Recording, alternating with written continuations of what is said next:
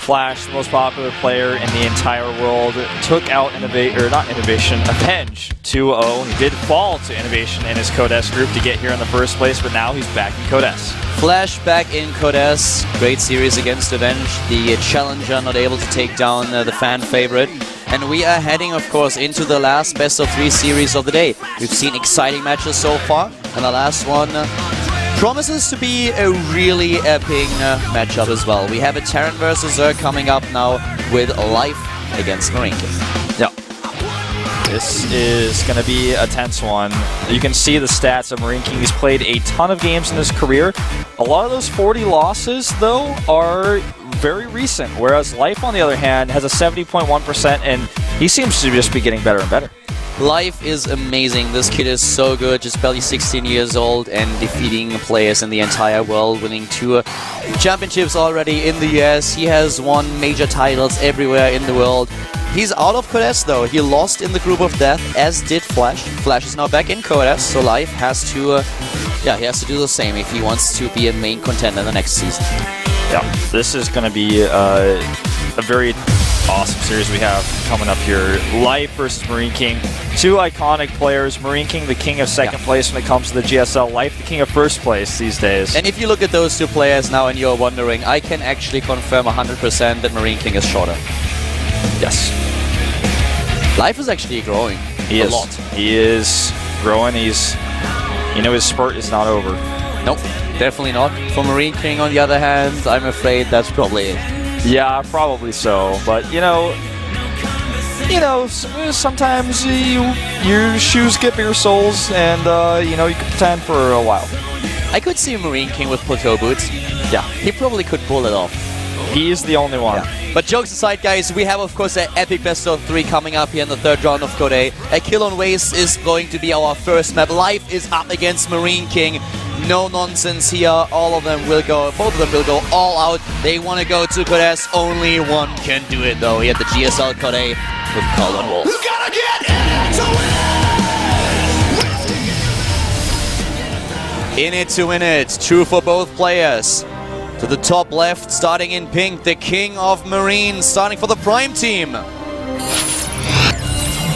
MarineKing Prime. He lost in the round of 32 in Code S. He lost against SOS and he lost against Curious. Curious teammate, that's who he's facing in the 3rd round of Code A now. Starting to the bottom right of the map for Team Startail. Startail Life. The love child of Jim, Rayner and Kerrigan. The Swarm himself. 2 very, very popular players, guys. Yeah. And if you are present on Twitter, definitely add both of them. MarineKing is MKPS2, in case you didn't add him just yet. And the Startail player is represented on Twitter with the ID Startail_Life. Yeah, definitely follow the 2 of them. You can follow the 2 of us at ProxyWolf and at Caldor. Tweet us about these matches. Love to see what you guys have to say about these really, really high-profile final round matches. Especially this game. I would really like your opinion on this one, because I have to say, I personally think that Life is gonna take this game. MarineKing just seemed a little bit off lately, but on the other hand, MarineKing has been making his way into this 3rd round. He dropped out early in Code S, so he had to play from the 1st round of Code A, defeating San with a 2-1, which was actually a very, very close series. And then in the 2nd round, taking out Jungbi. The 2-0 result not really reflecting the series. It was a little bit closer than it sounds. Yeah. But this is his toughest challenge so far in this season. You're absolutely right. This is going to be extremely difficult. Life, considered by most people to be the undisputed best player in the world. And MarineKing, he's been in a little bit of a slump. Yes, he did take out both of his opponents in Code A, but he's in a position now where it's not going to be very, easy to get back into Code S. Even if he loses, say, he still has a chance, but that's playing the up and downs. He's been doing not as strongly as you would expect in the Team League. His entire team is actually kind of struggling in the Team League this past few matches. It was actually also funny, because after the last GSL match of Startail, I went and had dinner with them. And it turns out that Life's English is actually not that bad. He's still very... he doesn't really want to talk, so he's not like a very chatty person. But I talked to him a little bit, and he understands most of what I was telling him. We barely had to use a translator, so it was really funny. He doesn't have a great English or anything, but it's good enough to communicate. Something that I never really before realized. We always banter a bit when he's in the studio, but we never really had a long conversation going, but his English is better than I thought. Yeah, he might surprise you with that, for sure. We were actually talking about that he wants to try in the future to write a little bit more in English on his Twitter and not resort to the Korean. So that's something that he will probably do very soon. Yeah, would expect to see that. MarineKing is going into a triple barracks follow-up, which is kind of strange. So he goes to the 3 barracks before gas, which means that he's going to have a lot of marine pressure coming out very soon. Normally, these days, most players after a command site burst will only go 1 barracks. MarineKing is just known to be very greedy, and he wants to play it probably a little bit more safe. On a map like Aquilon, I'm always curious to see what the Zerg player does. There's so many options.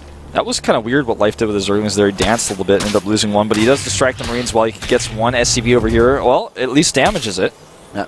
Here comes also the early engineering bay now for MarineKing, and I can't believe that the Zerglings are actually into the main base. Ling gets into the main base, he sees the triple barracks, and, you know, this is just so huge that he can see this. Being able to know this is so important for him. He knows a big attack is coming soon. He did not see the engineering bay, though. I did not see that one coming. I mean, MarineKing going to the bottom, to the natural, to take down the Ling and save the SCV, that's well, but... The dancing Ling makes sense now, you know? It's very clear he's trying to get MarineKing's attention away from the ramp.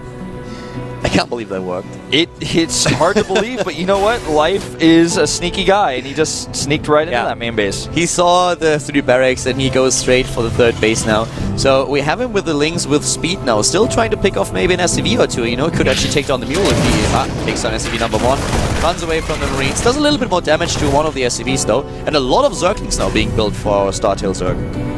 Baneling Nest going up in the main base for Life. He knows the pressure is coming. He knows he needs it. Meanwhile, during all of this, he's going to take out a few SCVs.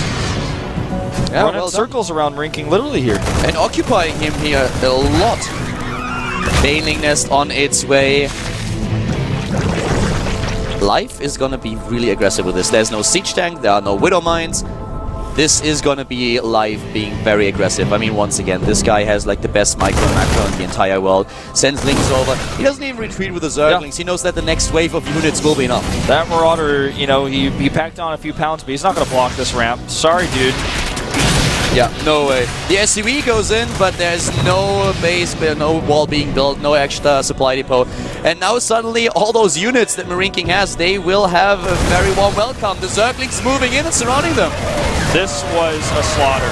This game is basically over. I mean, he loses more SCVs in the main base. He lost his entire army.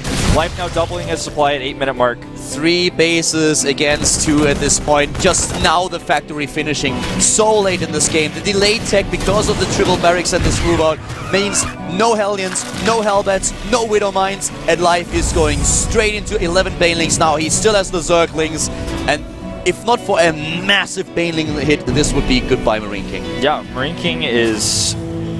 He's making a Widow Mine desperately. That's all he can hope for. He has no army. That group of Marines right there, which could die from 2 Banelings, is all he can rely on. He's going to get trapped here by the Zerglings. We're going to see another slaughter. Maybe with a perfect Widow Mine, but it's not even there yet. Bam! The Banelings taking out nearly everything, moving into the SCV line now. Zerglings everywhere. MarineKing loses just way too much, and Life has units everywhere, taking down SCVs and Marines alike. He raises the depots, but the 3rd one cannot go. GG! 9 minutes and 27 seconds. That's how much time Life needed to slap MarineKing in the face.